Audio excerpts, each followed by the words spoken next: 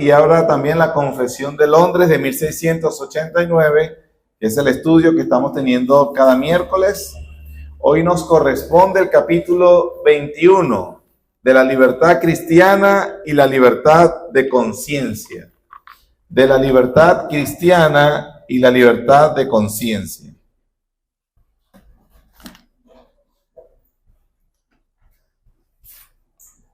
Ya vemos, por ejemplo, en el mismo título del capítulo, que habla sobre dos temas. El primero, la libertad cristiana. Si ustedes ven, si la tienen la confesión a la mano, son 3 párrafos en que consiste este capítulo, donde se nos tratan estos dos temas. El primer párrafo habla de la libertad cristiana y los párrafos 2 y 3 nos hablan acerca de la libertad de conciencia. Permítame, antes de entrar en tema, hablar del telón de fondo para esta doctrina. El telón de fondo para que surgiera esta doctrina tan importante para la iglesia de hoy es el totalitarismo eclesiástico de Roma, que obviamente se vivía allá en el siglo XVII, y su reacción equivocada, el totalitarismo civil, o del uso de la espada en cuanto a los asuntos religiosos. Para ese momento, aquí no estoy haciendo una acusación, solamente estoy constatando hechos. La iglesia de Roma pretendía una autoridad excesiva sobre la conciencia de las personas. Esta demandaba que los hombres debían creer a sus pronunciamientos sin verificación con las escrituras. Simplemente, bueno, en ese tiempo y hoy también. Sin embargo, en aquel momento tenía poder. El poder era bastante presente. También la iglesia de Roma, sus autoridades, se arrogaban el derecho de pronunciar leyes que se añadían a la palabra de Dios. Entonces, por un lado, es parte, no todo el fondo de la doctrina de la libertad cristiana y la libertad de conciencia, sino que es parte. Roma en esa situación, la iglesia de Roma. Pero hubo una reacción, obviamente, de parte de los creyentes y algunos reformadores con este peligro, reaccionando contra esa autoridad que el Papa romano pretendía y el poder de la espada que utilizaba para obligar a las personas a creer lo que ellos imponían. Entonces algunos reformadores pusieron a sus iglesias bajo la protección y autoridad del Estado para contrarrestar el otro poder. Ese fue el caso, por ejemplo, de Lutero en Alemania y también de los anglicanos con Enrique VIII.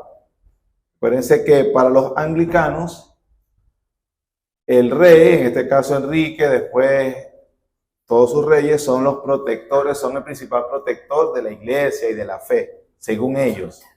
Cosa que no enseña la Biblia.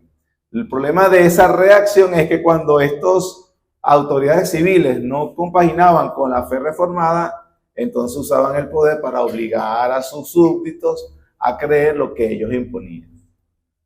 Bueno, en contraste con esos dos extremos históricos, el cristianismo reformado y bíblico insistió entonces en la libertad cristiana y la libertad de conciencia. De ese problema surge esta hermosa doctrina. Amén.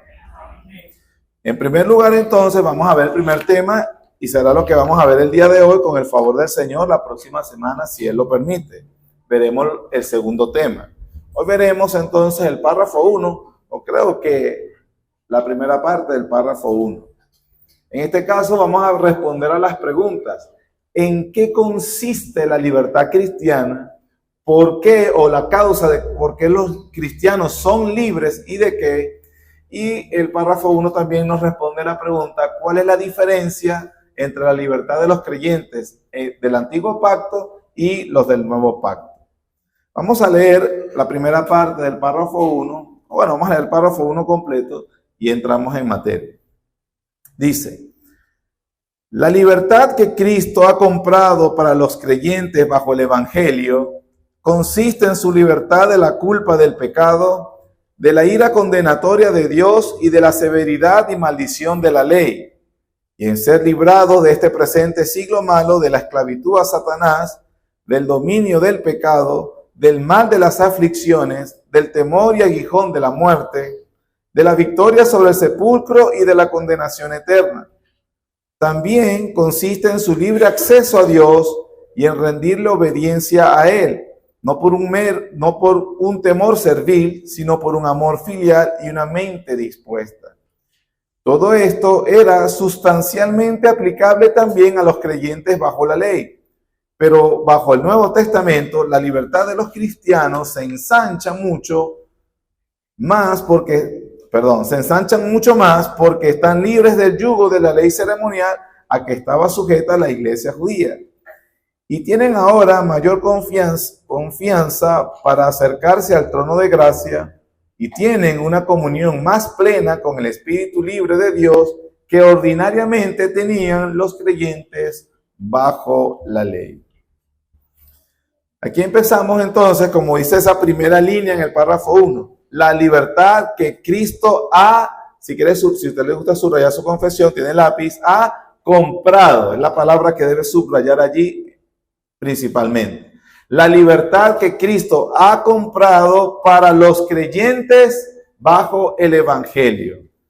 Como le he llamado la atención, esa libertad ha sido ¿qué?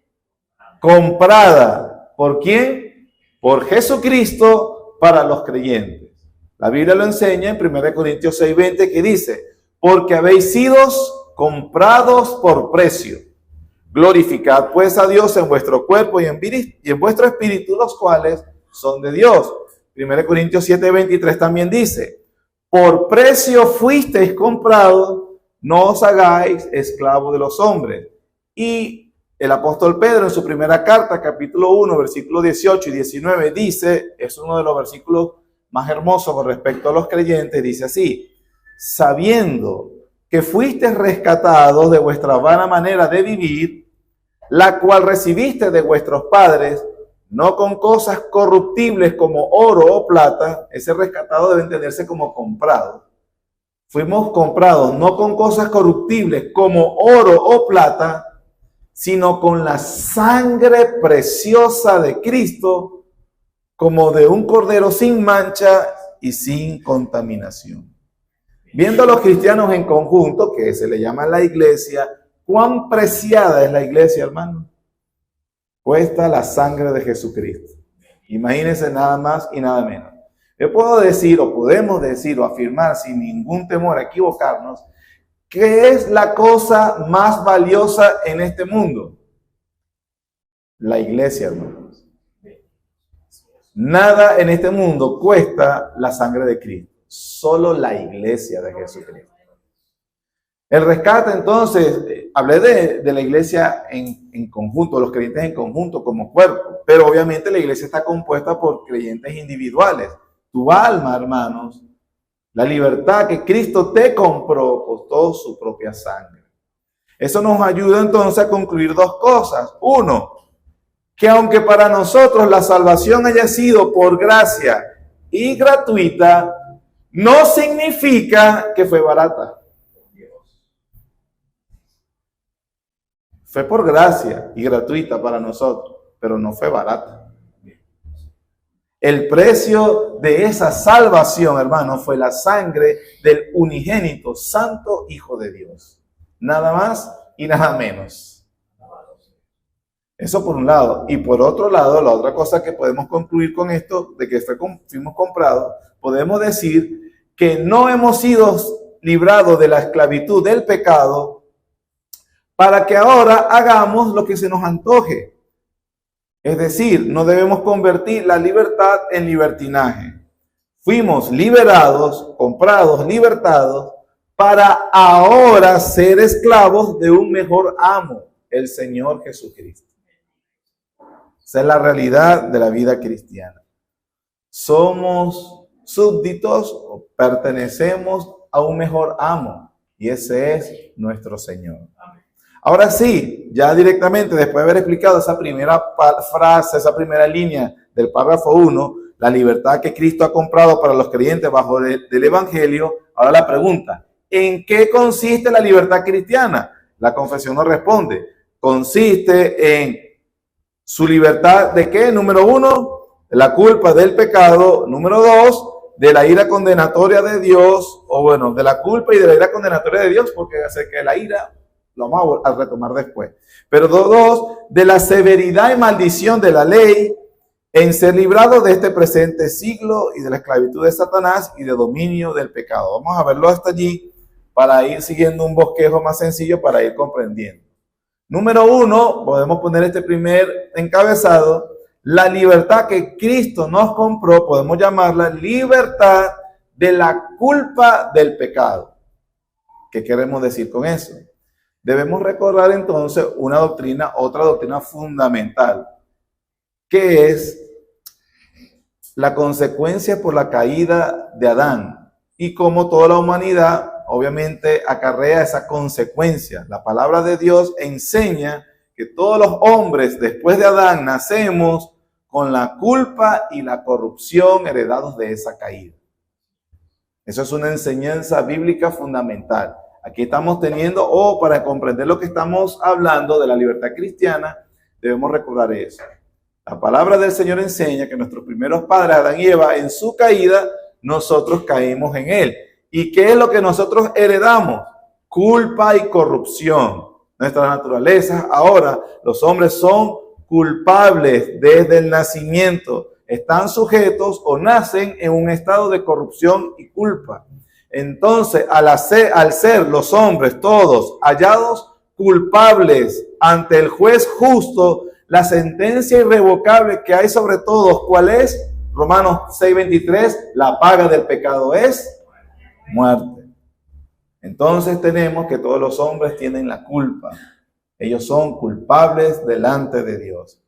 Entonces podemos decir que en el mundo hay 3 tipos de personas. Primero, las que viven su vida con, obviamente, un sentimiento culpable. Eso no se puede soslayar. Todos los seres humanos nacen con ese sentimiento, pero no lo suficiente como para que Dios lo condene. Ese que la gente que le dice así normalmente, claro, yo sé que todos son pecadores, pues ¿quién no? Pero tampoco es que soy tan malo. ¿Cómo? ¿Verdad? Y podemos. Hay un evangélico que yo conozco que siempre le van a decir algo así. Esa persona entonces reconoce culpabilidad, pero no tan grave como para que Dios condene. Esa persona cree que cuando llegue ante Dios, Dios va a poner en balanza la culpa, lo mal. Sí, es verdad que hice pecado, pero Él va a poner en el otro lado las cosas buenas que hice. Entonces Dios va a decidir según la balanza que yo confío va a ser a favor de mí. Ese es un tipo de persona que hay en este mundo. La segunda tipo de personas son las que tienen una conciencia más sensible. Estas personas realmente perciben culpa en su conciencia. Comúnmente son atormentados por ese sentido de culpa. Sin embargo, nunca encuentran reposo para su conciencia. Son aquellas que viven realmente bastante deprimidas y necesitan ahogar ese sentimiento de culpa con los excesos, droga, alcohol, etcétera, etcétera, el exceso que tú quieras.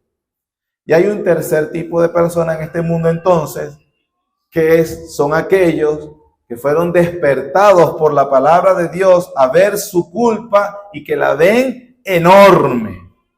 La ven enorme. Son atormentados con los horrores de una condenación eterna, pero por la misma escritura que los despertó en la culpa y por la obra del Espíritu Santo, ellos ven a Jesucristo como su Salvador y descansan en Él. Esos son los 3 tipos de personas que existen en este mundo. Los primeros viven gran parte de su vida ignorando su conciencia, ya que yo puedo hacer la contraparte buena.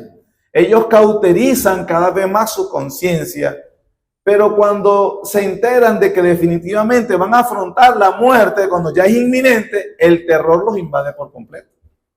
Son la gente que le tiene terror a la muerte. Los segundos son aquellos también que tienen un terror constante, como les dije, una depresión. Los lleva a profundos estados de depresión, ansiedad, porque tienen una conciencia que no descansa. Inclusive, ese tipo de personas llegan a la muerte porque nunca pueden hacer descansar su conciencia. Y los terceros son los creyentes, son los que pueden despertar un día, andar en el día y pueden dormir tranquilos, libres de una conciencia culpable, porque saben que Cristo llevó sus pecados en el madero y la culpa ya no está en ellos.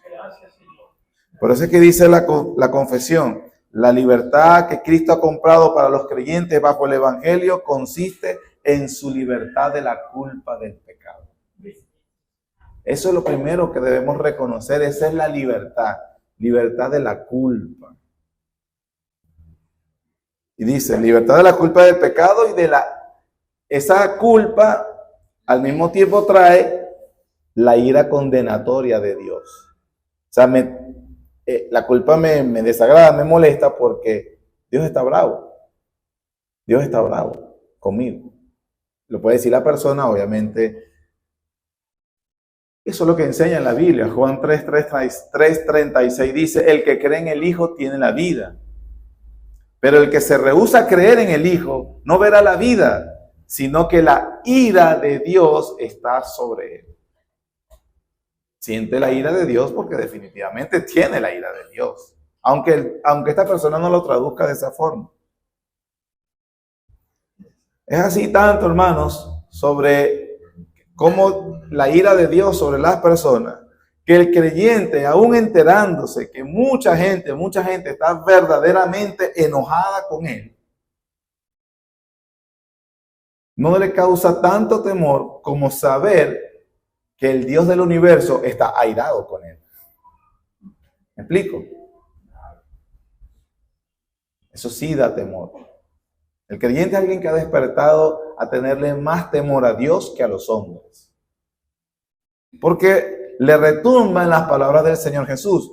No temáis a los que matan el cuerpo, mas al alma no pueden matar. Temed más bien a aquel que puede destruir el alma y el cuerpo en el infierno. Ese es el verdadero temor. La palabra de Dios enseña cómo Dios ve al que no está en Cristo. Por eso, hermanos, cuando vemos a alguien que no es cristiano, debemos tener compasión por esa persona. Porque la Biblia dice en Salmos 7, 11, 12, Dios es justo. Dios está airado contra el impío todos los días. Si no se arrepiente, él afilará su espada. Armado tiene ya su arco y lo ha preparado. ¿Cuál es la paz entonces del cristiano? Porque si eso es verdad, que Dios está airado todos los días contra mí, pero en el Evangelio entendemos que Cristo, al morir en la cruz por nosotros, compró con su sangre para nosotros la libertad de que recaiga sobre nosotros esa ira de Dios por la culpa del pecado. Ahora podemos vivir libres. Somos libres de verdad, libres del temor de la ira de Dios, tranquilos porque Cristo nos liberó de dicha culpa. Por eso podemos decir, como lo enseña la Biblia, no somos enemigos de Dios. Dios tiene enderezado su arco, es su arco de guerra, pero es contra sus enemigos. Y yo no soy enemigo de Dios, sino que fui reconciliado con Él por medio de su Hijo. Esa libertad de la culpa, libertad que Cristo otorga, esa es, hermanos, la verdadera paz. Ese es el verdadero gozo cristiano. Por eso nosotros, la Biblia dice que no nos pueden quitar nuestro gozo, porque no nos pueden quitar a Cristo. Bueno, cuando le pueden quitar a Cristo, sí, hermano, desespérese, pero eso no lo pueden hacer. No existe manera, tienen que ir sobre el Dios Trino para poder quitarnos de su amor salvador. Entonces, ¿de dónde se obtiene la paz? De la conciencia. En la libertad de la culpa. Que Cristo compró. Cristo con su sangre la derramó, la pagó y dijo, él es mío, ella es mía. Libre de culpa. Eso es lo que enseña la palabra del Señor con respecto al Evangelio. 1 Tesalonicenses 1:10 dice, y esperar de los cielos a su Hijo, al cual resucitó de los muertos, a Jesús, quien nos libra de la ira venidera. Somos librados de la culpa. Romanos 8, 33 y 34, Pablo pregunta, ¿quién acusará a los escogidos de Dios? Dios es el que justifica. ¿Quién es el que condenará? Cristo es el que murió, más aún, el que también resucitó, el que además está a la diestra de Dios, el que también intercede por nosotros. Como cristianos podemos vivir con una conciencia en paz y con una conciencia tranquila porque Jesucristo compró con su sangre nuestra libertad de la culpa por el pecado. Gálatas 3:13. Cristo nos redimió de la maldición de la ley, hecho por nosotros maldición, porque está escrito, maldito que es colgado en un madero. Hermanos, eso es una razón para gozarnos de ser creyentes. Tenemos paz, justificados pues por la fe, tenemos paz para con Dios por medio de nuestro Señor Jesucristo. La culpa por el pecado, la que heredamos en Adán, fue quitada por el Señor Jesús. No hay culpa ante Dios. Nuestra conciencia puede estar en paz ante Dios. También nos dice en la confesión, también resumiendo esta hermosa doctrina, por eso le dije que es hermosa, nos dice que de la libertad de la culpa, de la ira condenatoria de Dios, ya hemos visto las dos juntas, de la severidad y maldición de la ley. ¿A qué se refiere libertad de la severidad y maldición de la ley? Se refiere a esa libertad que tenemos en Cristo de no seguir bajo el yugo de querer ganar la salvación por medio de una obediencia perfecta a la ley. Esa carga de que digamos que yo me convenzo, no me hables de Cristo, yo voy a tener que ganarme la salvación obedeciendo la ley. ¿Es posible para un hombre eso? Ni que se esmere. Entonces, claro, de tanto falla, tiene la carga de que va a fallar, de que ese miedo, ese temor. La carga de que hay la posibilidad de que puedo ganarme la aprobación de Dios por obediencia perfecta. Fuimos librados de ese yugo. Simplemente porque era imposible, porque es inevitable fracasar. Cuando vimos el capítulo 19, hace 2 capítulos de la ley, eso lo aprendimos.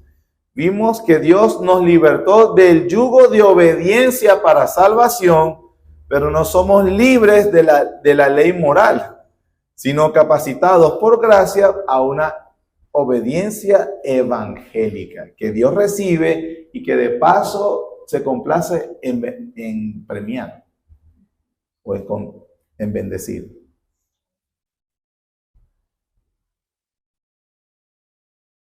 Ese yugo del cual fuimos libres, esa severidad y maldición de la ley, es obvio porque Santiago 2:10 dice, porque cualquiera que guardare toda la ley, pero ofendiera en un punto, es culpable de todos. Imagínense esa severidad. Gálatas 3:11 y 12 dice, y que por la ley ninguno se justifica para con Dios. Es evidente, porque el justo por la fe vivirá. Y la ley no es de fe, sino que dice, el que hiciere estas cosas, vivirá por ellas. Y ya como no podemos, o sea, la enseñanza o la comprensión de la ley es que no puedo, necesito un Salvador. Es lo que te ofrece Dios en Cristo, en el Evangelio. Somos liberados de la culpa, de la ira condenatoria de Dios, que viene esa culpa, de la severidad y maldición de la ley. Eso lo podemos ver entonces en este primer encabezado de liberados. ¿En qué consiste la libertad cristiana? Número 1, consiste en ser liberados de la culpa por el pecado. Número 2, libertad del poder de los tres agentes del pecado o de la fuente de donde viene la influencia, el pecado. ¿Cuáles son esos? Ya dijimos los 3 primeros en el párrafo, luego dice los siguientes 3. Dice, maldición de la ley, en ser librados de este presente siglo malo, 4, 5, de la esclavitud a Satanás, y 6, del dominio del pecado. Ser librados de este presente siglo malo, de la esclavitud a Satanás y del dominio del pecado. En otras palabras, lo hemos enseñado, lo hemos enseñado aquí, que hay tres enemigos que enseña la Biblia principales del cristiano: el mundo, el diablo y la carne. Esos tres agentes se nos enseñan en un pasaje, en toda la Biblia, pero los podemos ver a los tres reunidos en Efesios capítulo 2, versículo 1 al 3. Efesios capítulo 2, versículos 1 al 3, que dice: y Él os dio vida a vosotros cuando estabais muertos en vuestros delitos y pecados, en los cuales anduvisteis en otro tiempo, siguiendo ¿qué? Ahí está un enemigo, el mundo, conforme al príncipe de la potestad del aire. ¿Quién es ese? El diablo, el espíritu que ahora opera en los hijos de desobediencia. Versículo 3, entre los cuales también todos nosotros vivimos en otro tiempo en los deseos de ¿qué? La carne, el tercer enemigo. De la carne, haciendo la voluntad de la carne y de los pensamientos, y éramos por naturaleza hijos de ira, lo mismo que los demás. Tres enemigos que son fuentes o agentes para influenciar sobre el mal que ya está en nosotros, que es la carne. La carne, el diablo y el mundo. Cuando digo el mundo, no me refiero obviamente, no es que es las calles o la gente en sí. Es el mundo, una sociedad organizada con valores totalmente anticristianos. Eso es el mundo. Dice la Biblia que dice la confesión resume lo que enseña la Biblia. Fuimos liberados, la libertad que Cristo nos compró también consiste en ser librados del poder de la influencia del mundo. Gálatas 1:4 dice: el cual se dio a sí mismo, Cristo obviamente, por nuestros pecados, para librarnos del presente siglo malo conforme a la voluntad de nuestro Dios. El Señor, hermanos, nos liberó de que el mundo, con sus valores y con toda su organización para ir en contra de lo que es cristiano, Él nos liberó de nosotros tener que obedecer eso. No tenemos por qué obedecer. Es como dice en Romanos 12:1, que no nos dejemos no nos dejemos meter en el molde de este siglo, de las cosas de este mundo. No tenemos por qué seguir la corriente del mundo. Un hombre es como lo dice la Biblia, no como lo dice la corriente del mundo. Una mujer es como lo dice la Biblia, no como lo dice la corriente del mundo. Fuiste librado de seguir eso. ¿Qué es un hombre exitoso? Usted piense que es un hombre exitoso. ¿Qué es una mujer exitosa? Usted viene a la mente que el mundo dice, esto es una mujer exitosa, este es un hombre exitoso. No, un hombre exitoso y una mujer exitosa es lo que se parece más a Cristo. Y eso no tiene nada que ver con plata, apariencia, que son las vanaglorias, los deseos de los ojos, que solamente usted sabe que se vino en su mente cuando le hice la pregunta, ¿qué le viene en la mente a un hombre exitoso? Mark Zuckerberg, ¿cómo se llama? Ese, el fundador de Facebook, tiene mucha plata. Y la mujer, bueno, tal actriz famosa, tiene plata, libre. Si eso fue lo primero que le llegó a la mente, hermano, qué pena, ¿verdad? Porque habla de qué tienes en tu mente, hermano, tremendo mundano. Según la Biblia, el hombre exitoso o la mujer exitosa o el jovencito o la jovencita exitosa es los que se parecen a Cristo. Parecerse a Cristo. Cristo nos liberó de ir con esa corriente. Nos liberó, gracias al Señor, de esa corriente. Colosenses 1:13, el cual nos ha librado de la potestad de las tinieblas y trasladado al reino de su amado Hijo. No solamente nos libró de la influencia del mundo, ahí podemos un sermón para eso nada más, librados de la carne. Gálatas capítulo 5, está antes de Efesios capítulo 5, versículo 19 al 25.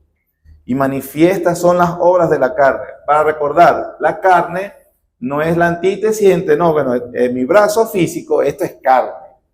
Pero yo tengo un espíritu y ese es el espíritu que es bueno. No. Ese contraste carne y espíritu lo utiliza Pablo para hablar de la corrupción que está en el alma, con la que nace, la que Dios nos está liberando en la santificación por el poder de su Espíritu Santo.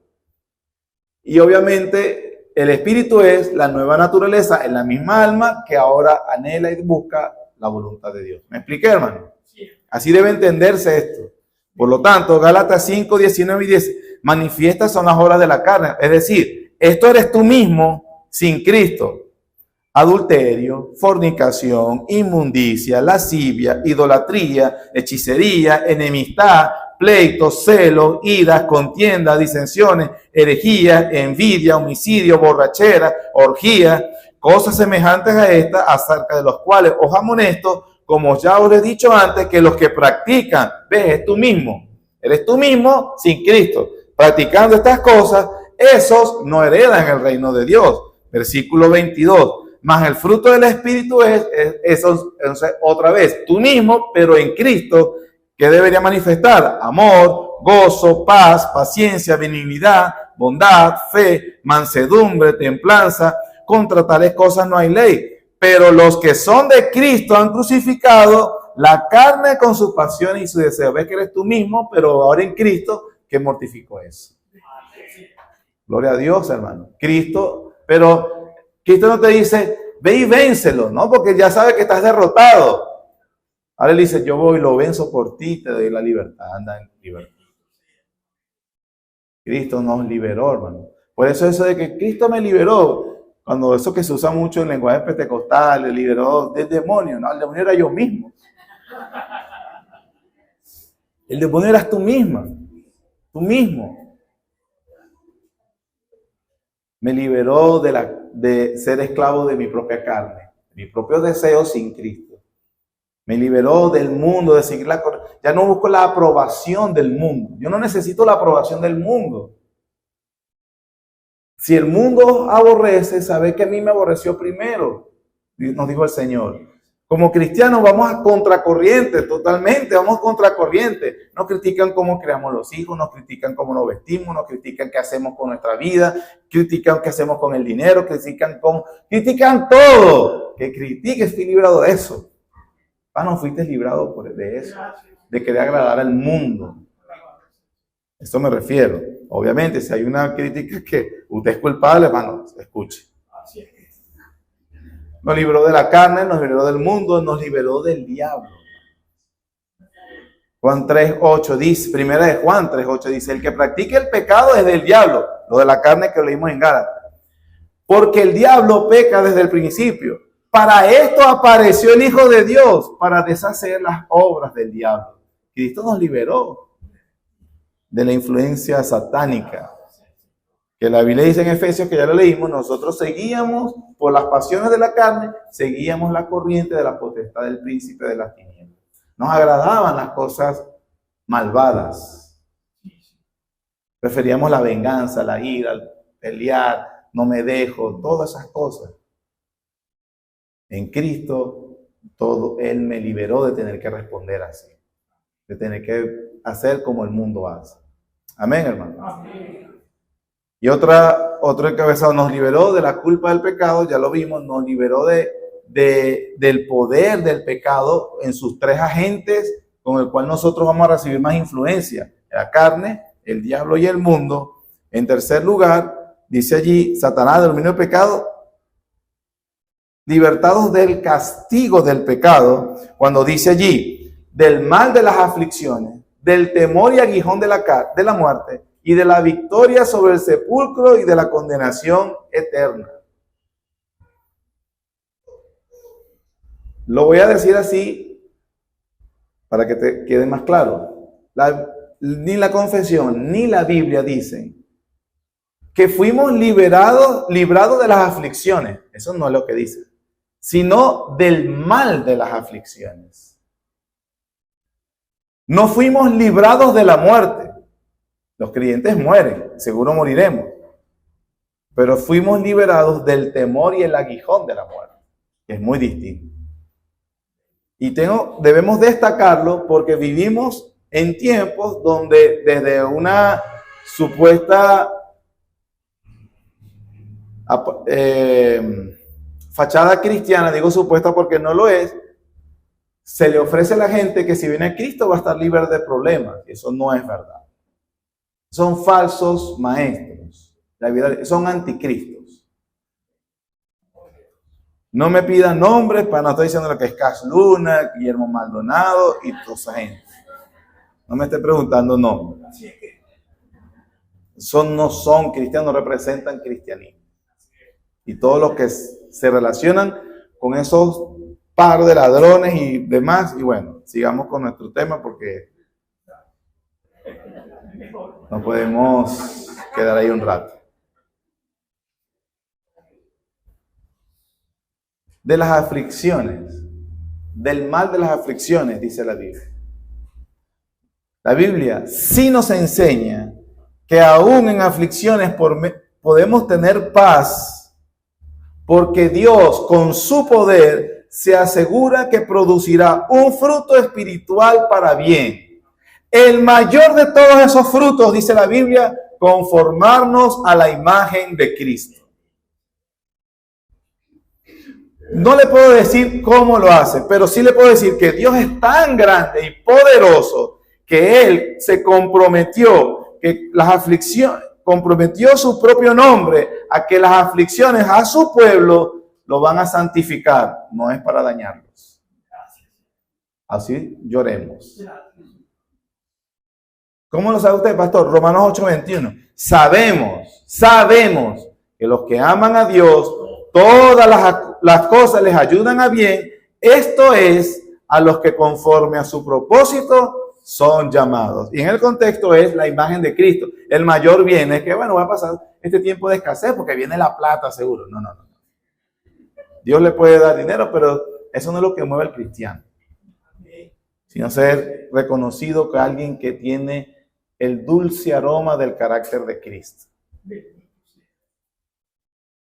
O sea que ahorita que los perfumes, ¿verdad?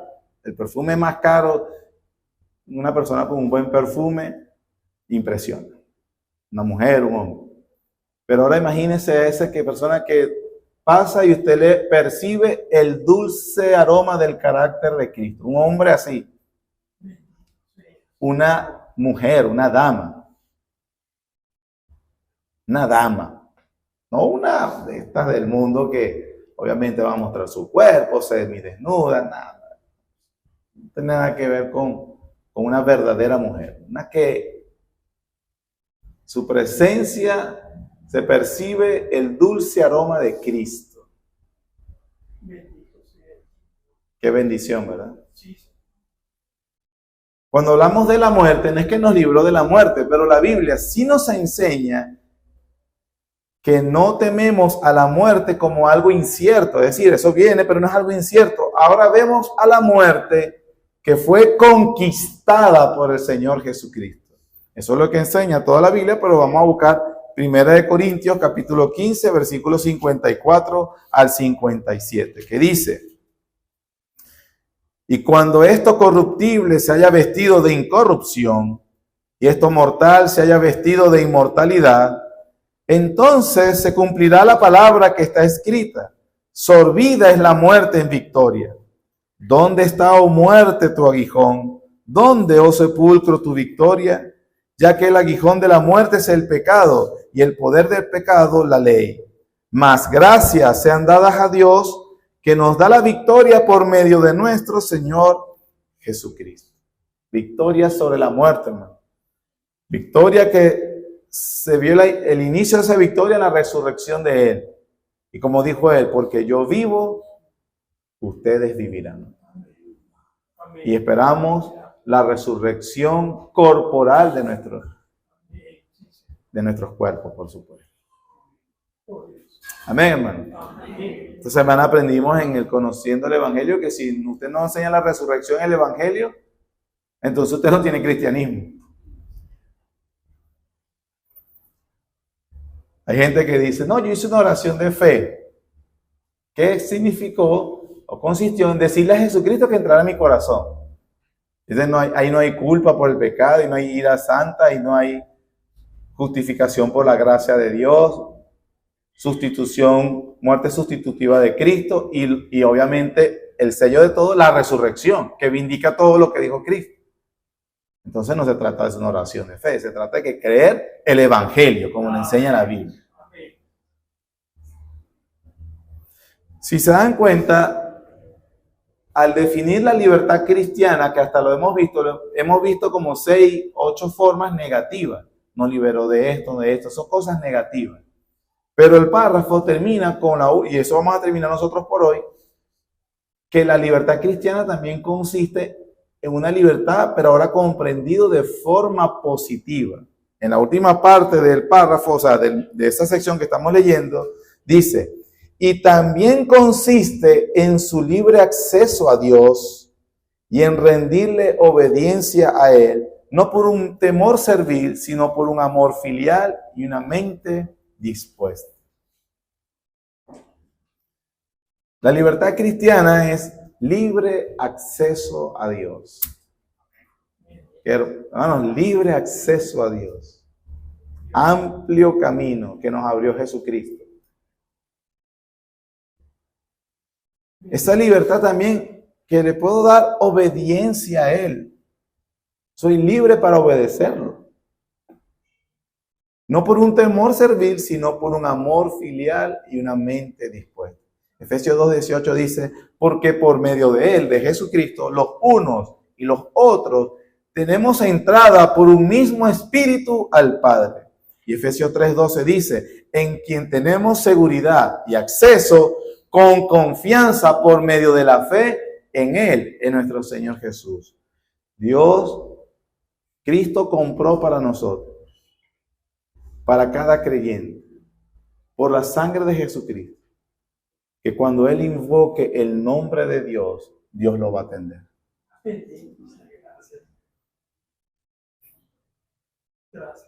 Tal vez la razón por la que oramos menos es porque no lo sabías. Dios lo sabe, ¿no?